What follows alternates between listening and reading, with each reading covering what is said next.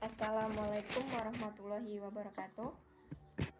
Nama saya Sinta Kurnia, NPM 17040-224, Prodi Akuntansi Syariah, Fakultas Ekonomi dan Bisnis Islam IAIN Metro. Di sini saya akan menjelaskan tentang toharoh, sholat, puasa, zakat, dan haji. Yang pertama ialah pengertian dari toharoh. Toharoh menurut istilah yaitu membersihkan diri dari hadas dan najis seperti mandi, berwudu, dan bertayamum. Sedangkan pengertian dari wudu ialah bersuci dengan air dalam rangka menghilangkan hadas kecil yang terdapat pada wajah, kedua tangan, telapak, dan kedua kaki disertai dengan niat. Adapun syarat sah dari wudu ialah yang pertama beragama Islam, kedua tidak berhadas besar, tiga niat, yang keempat air yang digunakan harus tohur, yaitu suci dan mensucikan. Yang kelima tamyiz, yakni sudah dapat membedakan antara yang baik dan yang buruk. Yang keenam menghilangkan hal-hal yang bisa menghalangi sampainya ke kulit. Yang ketujuh, jika seseorang selesai dari buang hajat, maka ia harus bersuci dahulu sebelum berwudu. Yang selanjutnya adalah sunnah-sunnah dalam wudu. Yang pertama membaca basmalah. Yang kedua membasuh tangan sampai pergelangan terlebih dahulu. Yang keempat berkumur-kumur. Yang selanjutnya membersihkan hidung, menyela-nyela janggut yang tebal, mendahulukan anggota yang kanan, mengusap kepala, dan menyela-nyela jari tangan dan jari kaki. Selanjutnya adalah hal-hal yang membatalkan wudu. Yang pertama, keluarnya sesuatu dari dua jalan. Yang kedua, tertidur dengan posisi tidak duduk yang tetap. Yang ketiga, hilang akal, seperti gila, pingsan, mabuk, dan sebagainya. Yang keempat, tersentuhnya kemaluan dengan telapak tangan. Yang kelima, tersentuhnya kulit laki-laki dengan perempuan yang bukan muhrim dan tidak beralas.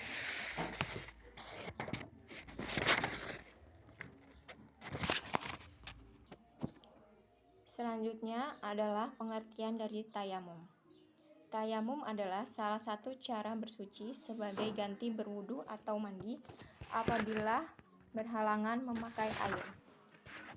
Syarat dari tayamum yang pertama adalah Islam. Yang kedua, tidak ada air dan telah berusaha mencarinya tetapi tidak ketemu juga. Yang ketiga, berhalangan menggunakan air, misalnya karena sakit yang apabila menggunakan air akan kambuh sakitnya. Yang keempat, telah masuk waktu sholat. Yang kelima, dengan debu yang suci. Yang keenam ialah bersih dari haid dan nifas. Yang selanjutnya rukun dari tayamum. Yang pertama itu niat. Yang kedua, mengusap muka dengan debu dari tangan yang baru dipukulkan atau diletakkan ke debu. Yang ketiga, mengusap kedua tangan sampai siku dengan debu dari tangan yang baru dipukulkan. Yang keempat, tertib. Yang selanjutnya, hal-hal yang membatalkan tayamum. Yang pertama, semua yang membatalkan wudu. Yang kedua, melihat air, bagian sebabnya ketiadaan air. Yang ketiga ialah murtad. Yang selanjutnya saya akan menjelaskan tentang sholat. Secara bahasa, sholat berarti sholat berasal dari bahasa Arab yang memiliki arti ibadah. Sedangkan menurut istilah, sholat bermakna serangkaian kegiatan ibadah khusus atau tertentu yang dimulai dengan takbiratul ihram dan diakhiri dengan salam. Yang pertama yaitu sholat fardu. Sholat fardu terdiri dari dua golongan, yakni fardu ain, yakni yang diwajibkan kepada setiap individu. Termasuk dalam sholat ini yaitu sholat 5 waktu dan sholat Jumat untuk pria. Yang kedua adalah fardu kifayah, yakni diwajibkan atas seluruh muslim, namun akan gugur dan menjadi sunnah bila telah dilaksanakan oleh sebagian muslim yang lain. Contohnya yaitu sholat jenazah dan sholat gaib. Selanjutnya ialah syarat wajib dari sholat. Yang pertama ialah muslim, yang kedua berakal, yang ketiga waktunya sholat sudah tiba, yang keempat bersih dari haid dan nifas. Selanjutnya adalah waktu-waktu dari sholat. Yang pertama untuk sholat zuhur. Ketika matahari telah condong ke barat dan bayangan seseorang sama dengan tingginya, serta selama waktu sholat asar belum tiba. Jadi sudah termasuk sholat, dikategorikan sudah masuk sholat zuhur. Yang selanjutnya waktu untuk sholat asar, yaitu selama matahari belum menguning. Selanjutnya waktu untuk sholat maghrib, selama awan merah belum menguning. Selanjutnya waktu untuk sholat maghrib, yaitu selama awan merah belum menghilang. Selanjutnya waktu untuk sholat isya, yaitu hingga tengah malam. Yang terakhir yaitu waktu untuk sholat subuh, yaitu semenjak terbitnya fajar hingga matahari belum terbit. Selanjutnya saya akan menjelaskan tentang syarat sah sholat, yaitu yang pertama menutup aurat. Aurat untuk laki-laki yaitu antara tali pusar hingga kedua lutut, sedangkan untuk aurat wanita yaitu seluruh tubuh kecuali wajah dan telapak tangan. Yang kedua bersih dari hadas kecil. Yang ketiga menghadap kiblat. Yang keempat mengetahui antara sholat fardu dan sholat sunnah. Yang kelima menjauhi semua yang membatalkan wudhu dan sholat. Selanjutnya cara mengerjakan sholat. Yang pertama niat. Yang kedua takbiratul ihram. Yang ketiga adalah doa iftitah. Yang keempat membaca Al-Fatihah dan surat pendek. Yang kelima ruku dan itidal. Yang keenam sujud dan duduk di antara dua sujud. Yang ketujuh yaitu tasyahud awal dan akhir. Selanjutnya saya akan menjelaskan tentang sholat Jumat. Sholat Jumat adalah aktivitas ibadah sholat wajib yang dilaksanakan secara berjamaah bagi laki-laki muslim setiap hari Jumat yang menggantikan sholat zuhur. Golongan yang wajib melaksanakan sholat Jumat yaitu seorang muslim yang sudah baligh dan berakal, laki-laki, orang yang merdeka, orang yang menetap dan bukan musafir, dan yang terakhir orang yang tidak berhalangan. Bagi lelaki yang meninggalkan atau meremehkan sholat Jumat selama 3 kali berturut-turut, maka akan ditutup hatinya yang bisa menyebabkan terhalangnya masuk hidayah dan rahmat. Kemudian menjadi orang yang benar-benar lalai dan dianggap sebagai orang yang munafik dan tidak mengakui Islam sebagai agamanya. Adapun tata cara dari sholat Jumat yaitu pertama mengumandangkan azan zuhur sebagai azan pertama. Yang kedua, khatib naik ke atas mimbar setelah tergelincirnya matahari atau sudah masuk waktu zuhur. Kemudian memberi salam dan kemudian duduk. Yang ketiga, muazin mengumandangkan azan sebagaimana halnya azan zuhur. Pada beberapa masjid azan ini adalah azan kedua. Yang keempat, khutbah pertama berdiri melaksanakan khutbah, memberikan nasihat kepada para jamaah. Yang selanjutnya, khatib duduk sebentar di antara dua khutbah. Kemudian di khutbah kedua, khatib memulai khutbahnya dengan pelaksanaan yang sama dengan khutbah pertama. Dan yang terakhir, khatib turun dari mimbar, kemudian muazin melaksanakan iqomah untuk melaksanakan sholat. Selanjutnya saya akan menjelaskan tentang sholat jama'. Sholat jama' adalah sholat yang dilakukan dengan mengumpulkan atau menggabungkan dua sholat wajib ke dalam satu waktu, dikhususkan bagi mereka yang sedang dalam perjalanan atau berpergian. Sholat jama' terdapat dua macam. Yang pertama jama' takdim dan yang kedua jama' takhir. Jama' takhim ini menggabungkan pelaksanaan dua sholat dalam satu waktu dengan cara memajukan sholat yang belum masuk waktu ke dalam sholat yang telah masuk waktunya.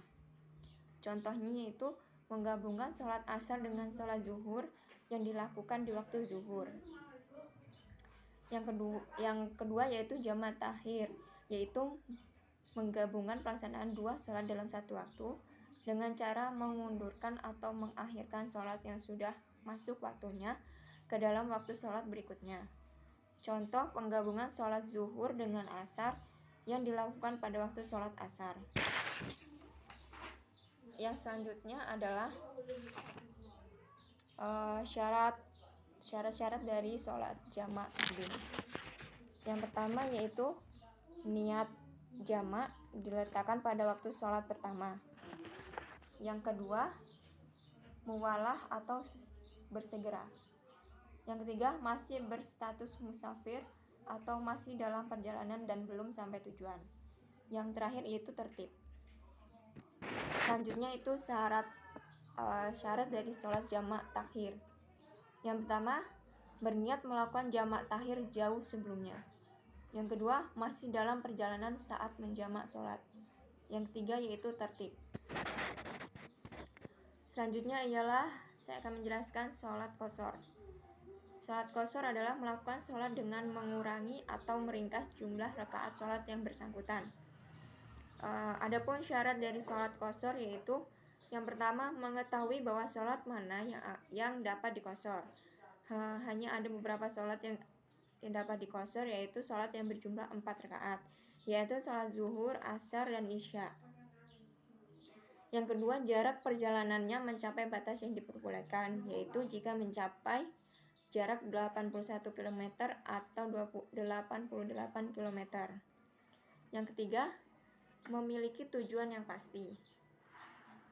Yang keempat, tidak niat bermukim lebih dari 4 hari. Yang kelima, niat sholat qashar pada tiap-tiap sholat yang diringkas. Yang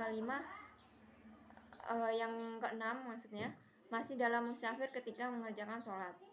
Yang ketujuh, tidak berimamkan imam yang sholatnya sempurna. Selanjutnya yaitu saya akan menjelaskan tentang puasa. Menurut istilah bahasa, puasa berarti menahan diri dari segala sesuatu dalam pengertian yang tidak terbatas. Adapun syarat wajib dari puasa, yang pertama harus tentunya Islam, yang kedua sudah baligh dan berakal, yang ketiga itu punya kekuatan untuk berpuasa. Yang selanjutnya adalah syarat sahnya dari puasa.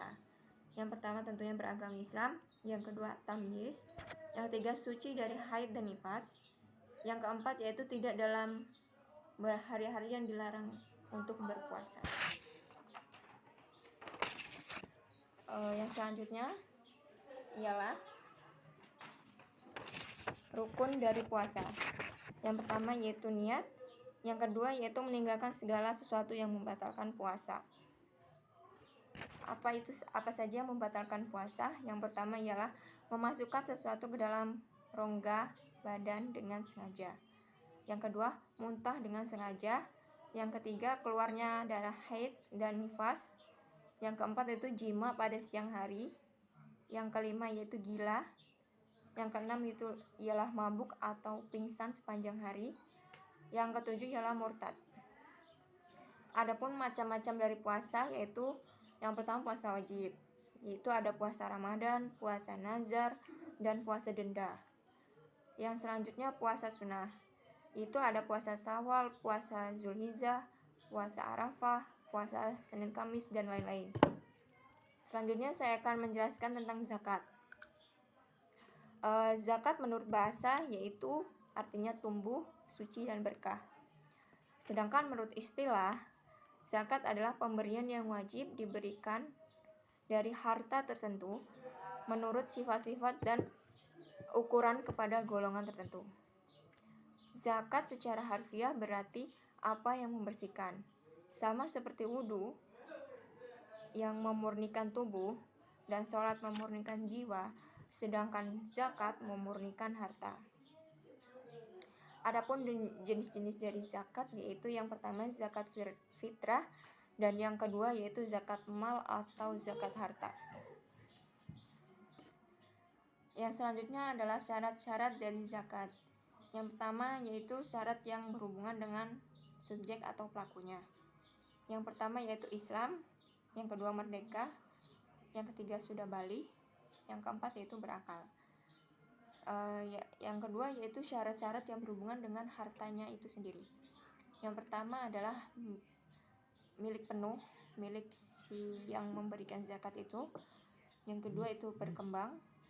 Yang ketiga sudah mencapai nisab.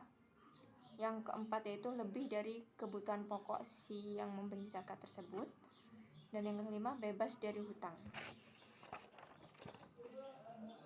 Yang selanjutnya itu rukun dari zakat. Yang pertama ialah pelepasan atau pengeluaran hak milik pada sebagian harta yang dikenakan wajib zakat. Yang kedua, penyerahan sebagian harta tersebut kepada orang yang mempunyai harta dari orang yang mempunyai harta kepada orang yang bertugas atau biasa disebut dengan amil zakat. Dan yang ketiga, penyerahan amil zakat kepada orang yang berhak menerima zakat. Siapa saja orang yang berhak menerima zakat?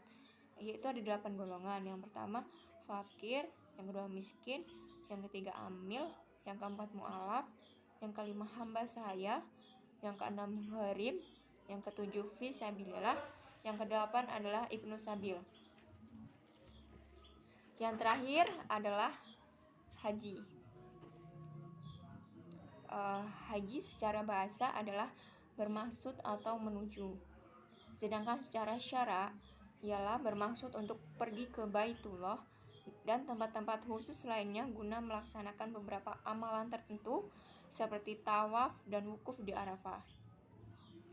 Adapun rukun-rukun dari haji yaitu yang pertama ihram, yaitu niat memasukkan ke dalam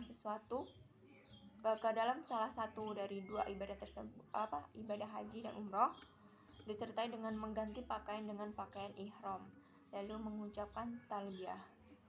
Adapun sunah-sunah dari ihram, yang pertama mandi untuk ihram walaupun dia sedang haid atau nifas.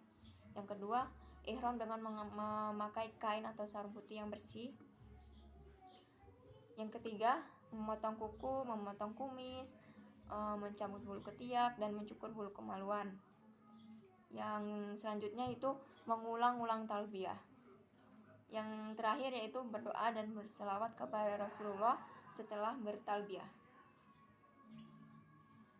Adapun larangan dari haji, yang pertama menutup kepala dengan apa saja bagi wanita. Yang kedua, memakai wewangian bagi wanita itu diharamkan. Yang ketiga, menutup muka dan memakai sarung tangan bagi wanita. Penutupnya itu yang berjahit, yang tidak boleh. Yang keempat, menghilangkan rambut dari tubuh. Yang terakhir yaitu memakai pakaian yang tidak berjahit bagi laki-laki. Rukun yang kedua yaitu tawaf. Tawaf itu artinya mengelilingi Ka'bah sebanyak 7 kali putaran. Rukun yang ketiga yaitu sa'i, yaitu berjalan antara Safa dan Marwah pulang pergi dengan niat beribadah kepada Allah.